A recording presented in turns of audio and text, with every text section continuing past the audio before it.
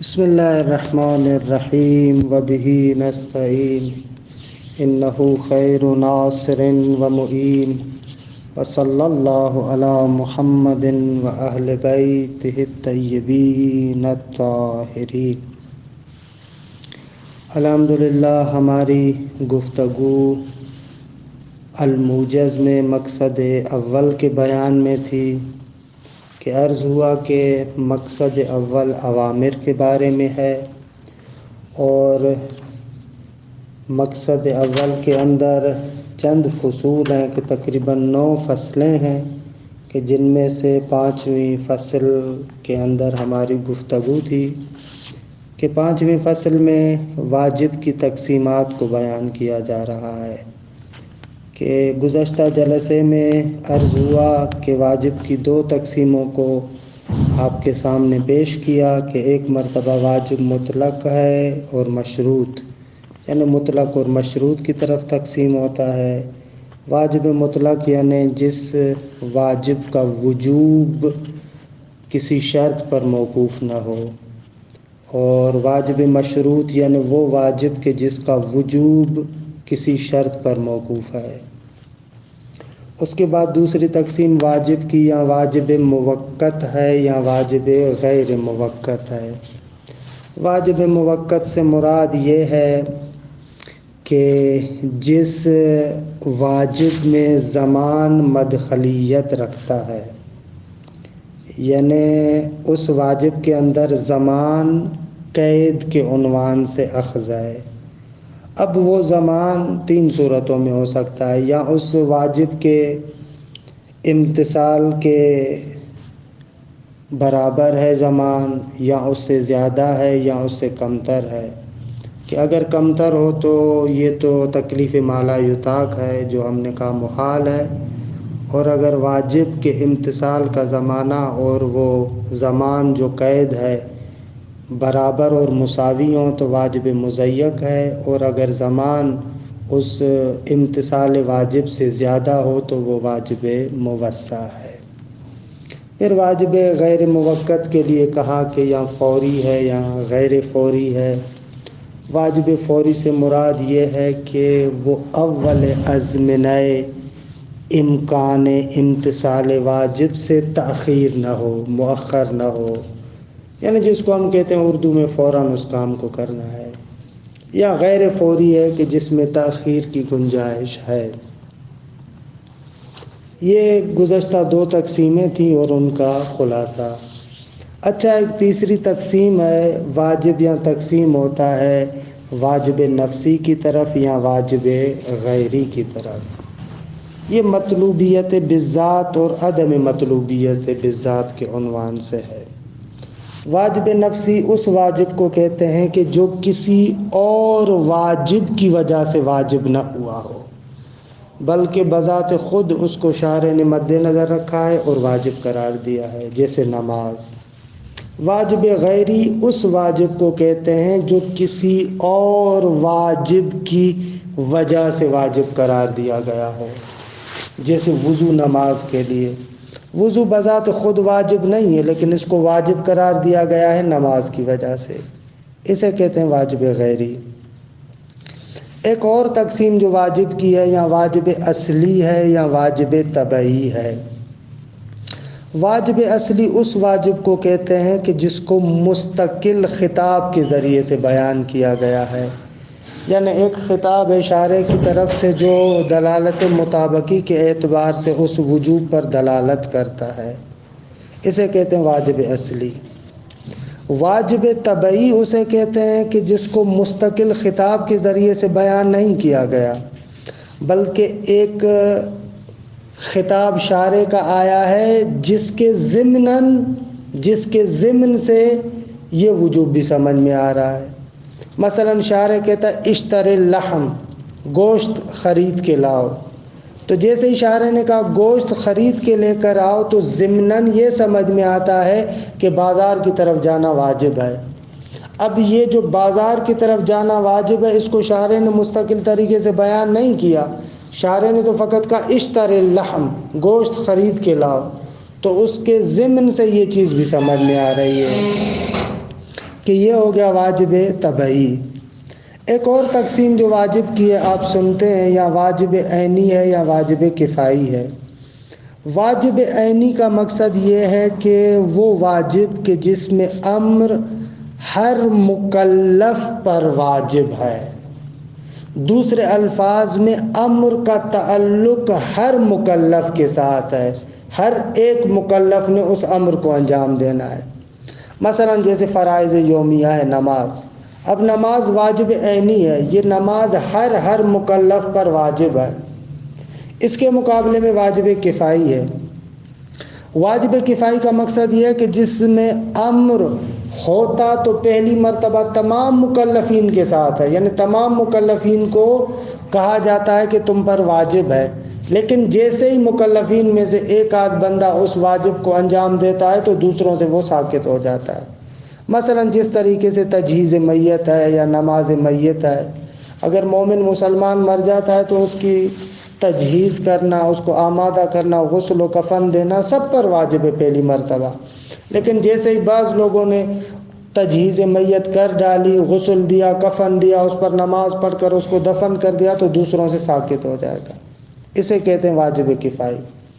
بس واجب کفائی بھی پہلی مرتبہ تمام مکلفین پر ہے، کیونکہ اگر کسی نے انجام نہیں دیا تو سب گناہ گار ہوں گے، لیکن جیسے ہی بعض لوگ انجام دیتے ہیں تو بقایا سے ساکت ہو جاتا ہے۔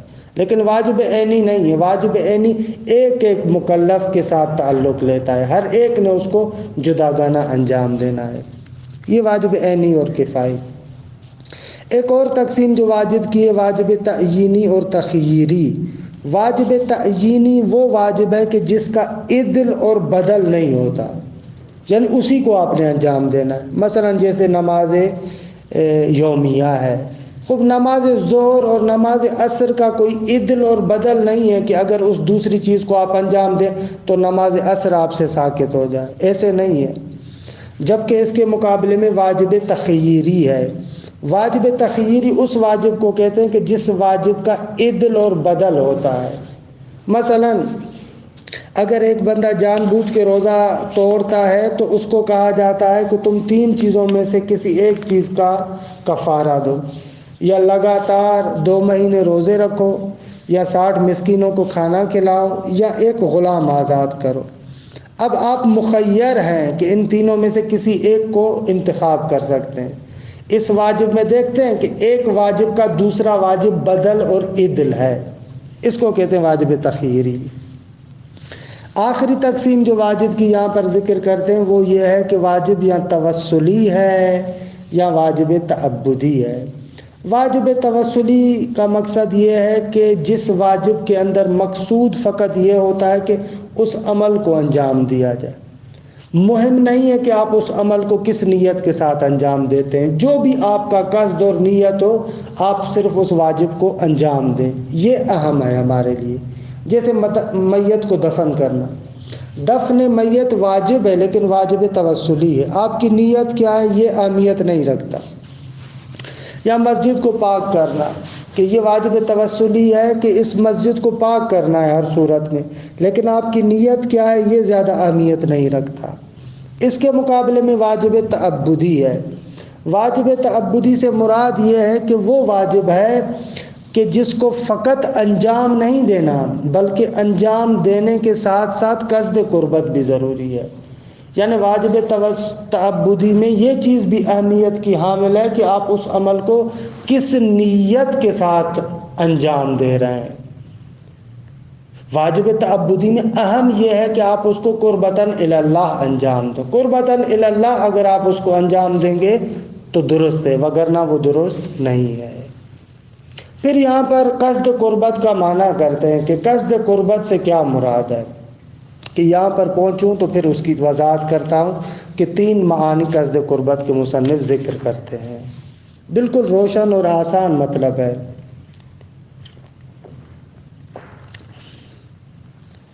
تقسیم الواجب الی النفسی والغیری، کہتے ہیں کہ واجب تقسیم ہوتا ہے نفسی اور غیری کی طرف۔ والواجب النفسی، واجب نفسی کیا ہے؟ ہوا ما وجب لنفسہ، جو واجب ہو خود اپنی وجہ سے، یعنی جس کو کسی اور واجب کی وجہ سے واجب نہیں کیا گیا، خود اپنی وجہ سے واجب ہے، کالصلاۃ جیسے نماز، والواجب الغیری ما وجب لغیرہ، یہ وہ واجب ہے جو کسی اور واجب کی وجہ سے واجب کیا گیا ہے، کل وضوء بالنسبت الی الصلاۃ، جس طریقے سے وضو نماز کی نسبت سے۔ تقسیم الواجب الی اصلی و طبعی، واجب تقسیم ہوتا ہے اصلی اور طبعی کی طرف۔ اذا کان الوجوب مفاد خطاب مستقل ومدلولا بالدلالة المطابقیہ فالواجب اصلی، فرماتے ہیں کہ جب وجوب خطاب مستقل کا مفاد ہو، یعنی ایک مستقل خطاب کے ذریعے سے اس کا افادہ کیا گیا ہے، بیان کیا گیا ہے، اور یہ وجوب دلالت مطابقی کے ذریعے سے بیان ہوا ہے، ٹھیک ہے، تو اس کو کہتے ہیں واجب اصلی۔ اچھا، واجب اصلی نفسی بھی ہو سکتا ہے، غیری بھی ہو سکتا ہے، کیونکہ واجب اصلی میں مراد یہ ہے کہ اس کے لیے خطاب مستقل ہونا چاہیے، اس چیز کی طرف ناظر ہے، اس چیز کی طرف اصلا ناظر نہیں ہے کہ وہ خود اپنی وجہ سے واجب ہے یا کسی اور واجب کی وجہ سے واجب ہے، یہ ذہن میں رکھیے گا۔ سواء کان نفسیاً، چاہے وہ نفسی ہو، کما فی قولہ سبحانہ، جس طریقے سے خداوند متعال کے اس قول میں ہے، وَأَقِيمُوا الصَّلَاةَ وَآتُوا الزَّكَاةَ، نماز پڑھو اور زکوٰۃ ادا کرو، کہ یہ واجب نفسی ہے۔ نماز کا وجوب کسی اور واجب کی وجہ سے تھوڑی ہے، لیکن مستقل خطاب آیا ہے۔ ام غیرین، یہ نفسین پر عطف ہو رہا ہے، چاہے وہ واجب اصلی غیری ہو، کما فی قولہ سبحانہ یا ایھا الذین آمنوا اذا قمتم الی الصلاۃ فاغسلوا وجوہکم وایدیکم الی المرافق، اے ایمان والو جب تم نماز کا ارادہ کرو تو پھر واجب ہے تم پر وضو کرنا، مثلا چہرہ دھو اور اپنے بازوؤں کو کونیوں تک دھو۔ یہ یہاں پر وجوب وضو واجب غیری ہے، نماز کی وجہ سے واجب ہے، لیکن اصلی ہے طبعی کے مقابلے میں، یعنی ایک خطاب مستقل کے ذریعے سے بیان ہوا ہے۔ وَأَمَّا إِذَا كَانَ بَيَانُ وُجُوبِ الشَّيْءِ مِن تَوَابِعِ مَا قُصِدَتْ إِفَادَتُهُ، لیکن اگر بیان وجوب شے، ایک شے کے وجوب کا بیان اس چیز کے توابع میں سے ہو جس چیز کو بیان کرنا مراد ہے، ہم جس چیز کو بیان کرنا چاہتے ہیں اس کے توابع میں سے یہ وجوب ہو، اس کو کہتے ہیں واجب طبعی۔ کما اذا قال اشتر اللحم، جس طریقے سے کہے کہ جاؤ جا کر گوشت خرید کے لاؤ۔ الدال ضمنا علی وجوب المشی الی السوق، یہ جملہ ضمناً دلالت کرتا ہے کہ بابا گوشت خریدنا ہے تو پھر بازار کی طرف جانا پڑے گا، حالانکہ اس کو ہم نے مستقل طریقے سے بیان نہیں کیا لیکن ضمناً سمجھ میں آ رہا ہے۔ فالواجب طبعی لم یسق الکلام الی بیانہ الا طبعا، فرماتے ہیں کہ واجب طبعی کلام کو سوق نہیں دیا گیا اس کے بیان کرنے کی طرف مگر طبعیت میں۔ تقسیم الواجب الی العینی والکفائی، واجب تقسیم ہوتا ہے عینی اور کفائی کی طرف۔ الواجب العینی هو ما تعلق فیہ الامر بکل مکلف، یہ وہ واجب ہے کہ جس واجب میں امر تعلق لیتا ہے ہر مکلف کے ساتھ۔ ولا یسقط عنہ، یعنی مکلف سے ساقط نہیں ہوتا بفعل الغیر، دوسرے کے انجام دینے سے۔ کل فرائض الیومیہ، جس طریقے سے فرائض یومیہ، نماز پنجگانہ۔ الواجب الکفائی هو ما تعلق فیہ الامر بعامۃ المکلفین، واجب کفائی وہ واجب ہے کہ جس میں امر تمام مکلفین سے ابتداءً متعلق ہوتا ہے، لیکن علی نحو، لیکن اس طریقے سے ہوتا ہے کہ لو قام بہ بعضهم، اگر اس واجب کو بعض لوگ انجام دیں، قیام کریں اس کی نسبت سے بعض لوگ، تو سقط عن الآخرین، تو دوسروں سے ساقط ہو جائے گا۔ کتجہیز المیت والصلاۃ علیہ، جیسے میت کو آمادہ کرنا، غسل و کفن وغیرہ دینا اور اس پر نماز پڑھنا۔ تقسیم الواجب الی التعیینی والتخییری، فرماتے ہیں کہ واجب تعیینی اور تخییری کی طرف بھی تقسیم ہوتا ہے۔ واجب تعیینی کیا ہے؟ الواجب التعیینی ہوا ما لا یکون لہو عدل ای بدل، عدل یعنی بدل۔ واجب تعینی وہ واجب ہے کہ جس کا کوئی عدل اور بدل نہیں ہوتا، کل فرائض الیومیہ۔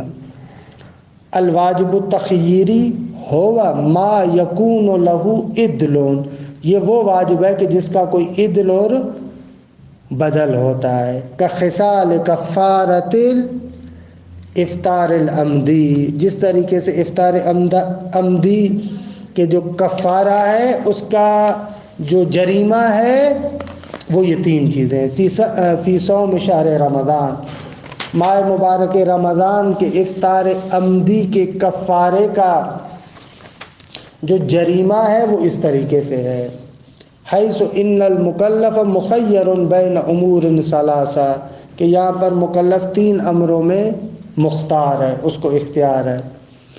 کون سے تین امر؟ صوم شہرین متتابعین، 2 مہینے لگاتار روزے رکھنا۔ اس سے مراد جیسے کہ آپ نے فقہ میں پڑھا ہے کہ پہلا مہینہ مسلسل اور دوسرے مہینے کا پہلا روزہ، یعنی 31 دن تقریباً ہوتے ہیں، یہ مسلسل، ان میں وقفہ نہیں ہونا چاہیے، تاکہ ہم کہیں کہ 2 مہینے مسلسل ہوئے، اتصال ہو گیا۔ اطعام 60 مسکینا، 60 مسکینوں کو کھانا کھلانا، و عتق رقبۃ، ایک گردن یعنی غلام آزاد کرنا۔ ان تینوں میں آپ مخیر ہیں، کسی بھی ایک کو انجام دیں درست ہو جائے۔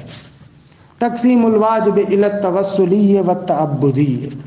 الواجب التوسلی، واجب توسلی کیا ہے؟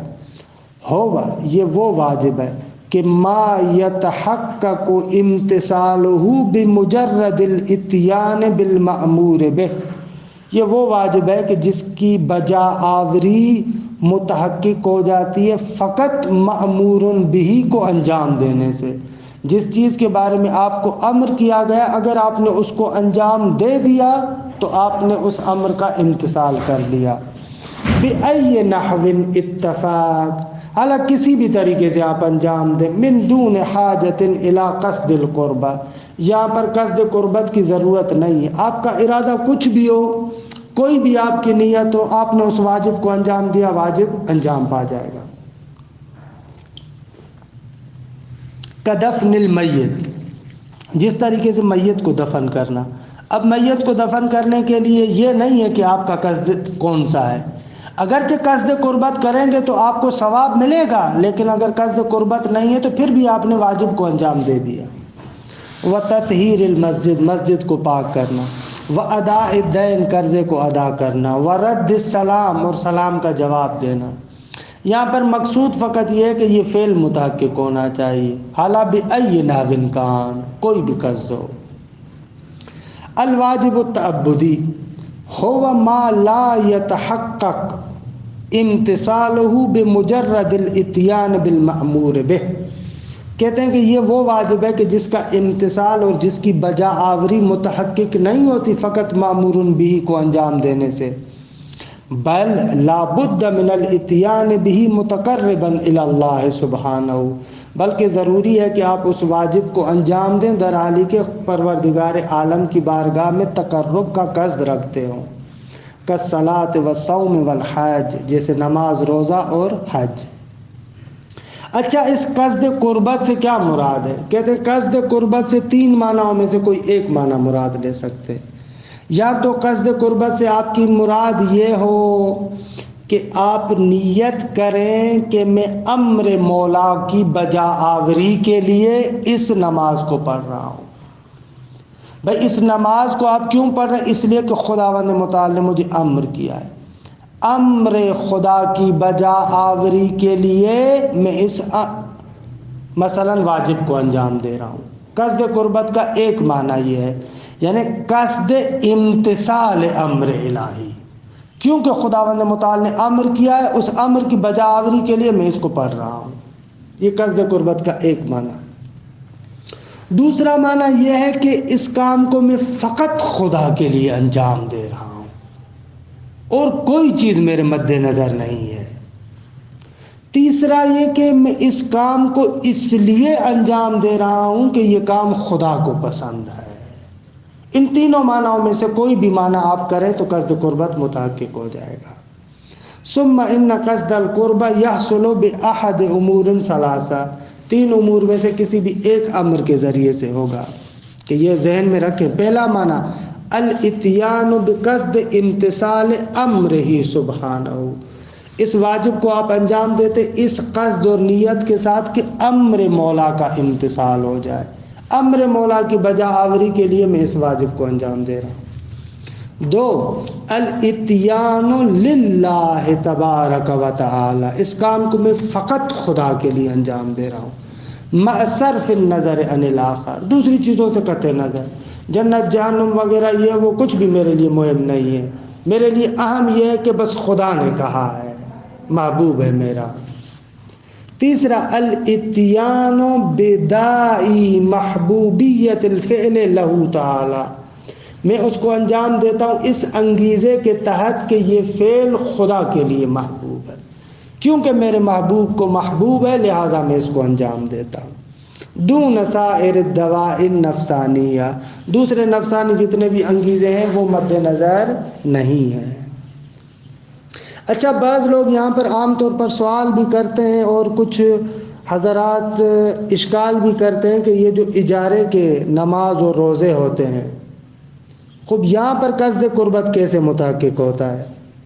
کیونکہ جو اجارے کی نماز پڑھتا ہے اس کا قصد تو یہ ہوتا ہے کہ مجھے اتنے پیسے ملیں تاکہ میں یہ نماز پڑھوں، یا کوئی بندہ آ کر اجارے کا روزہ رکھتا ہے تو اس کا قصد تو یہ ہوتا ہے کہ اتنے پیسے مجھے ملے تبھی روزہ رکھوں، پھر یہاں پر کس طریقے سے قصد قربت متحقق ہوگا؟ یہ عام طور پر لوگ اشکال کرتے ہیں۔ جواب اس کا یہ ہے کہ یہاں پر بھی قصد قربت متحقق ہو سکتا ہے۔ دیکھیں، دو صورتیں، جو اجارے کی نماز کو ادا کرتا ہے اس کی دو نیتیں ہو سکتی ہیں۔ ایک یہ کہ اس نماز کو اس قصد اور ارادے سے پڑھے کیونکہ مجھے وہ پیسے ملیں، خوب اگر یہ نیت ہو تو پھر اس صورت میں یہ نماز باطل ہے، قصد قربت نہیں ہوگا۔ توجہ کیجیے گا، اگر داعی اور انگیزہ نماز پڑھنے کا فقط وہ پیسے حاصل کرنا ہے تو نماز باطل ہے، غلط ہے، نہیں ہوگی۔ لیکن اگر انسان کا یہ قصد ہو کہ اگر وہ مجھے پیسے ملیں گے تو میں قربتاً الی اللہ نماز کو پڑھوں گا، خوب یہ نماز درست ہے۔ تو پس وہ جو اجارے کے اس کو پیسے مل رہے ہیں یہ داعی صلاۃ نہیں ہے، بلکہ داعی صلاۃ ہے۔ وہ داعی اور انگیزہ بنتا ہے کہ میں قصد قربت کے ساتھ نماز کو انجام دوں، اس صورت میں درست ہے۔ اس کو فقہا کہتے ہیں کہ اجارے کے جو عبادات ہیں ان کے اندر وہ پیسہ داعی بر داعی ہے، داعی کا داعی ہے، انگیزہ بنتا ہے کہ آپ قصد قربت کے ساتھ خدا کے لیے اس کام کو انجام دیں۔ یہ اہم ہے، اس کو سمجھیے گا۔ آخری مطلب جو یہاں پر ذکر کرتے ہیں کہ اطلاق کی بحث کا یہ نتیجہ ہے کہ وہاں پر یہ بحث ہوگی، وہ یہ بحث ہے کہ اگر ایک واجب کے اندر ہمیں شک ہو جائے کہ آیا یہ واجب توسلی ہے یا تعبدی ہے، کوئی بھی دلیل ہمارے پاس نہیں ہے، تو اس واجب کو کیا ہونا چاہیے؟ کہتے ہیں قاعدے کا تقاضا یہ ہے کہ وہ واجب توسلی ہوگا۔